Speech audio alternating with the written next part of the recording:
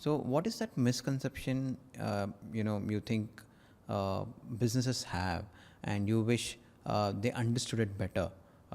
If you can say about that. So the biggest misconception I think businesses have is that AI is a magic wand.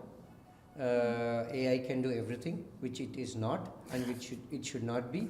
uh, it it's just like saying I have a car and it can climb a hill. No, there are certain vehicles which are meant to do certain pieces. So it depends on what products you build for what. So AI is not meant to solve everything. I think at the current juncture, they're excellent at solving repetitive tasks. They're excellent at doing customer engagement. They're excellent at delivering customer experiences.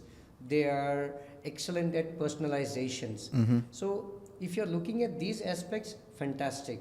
I think I won't use AI for creative jobs at this scale. Yes, there are a lot of creativity being thrown around. You can augment AI from creativity perspective, but you cannot have completely depend on AI for creativity, in my opinion. So I think just by throwing certain examples that hey, AI created this, but can they create an industrial scale? Can it drive empathy?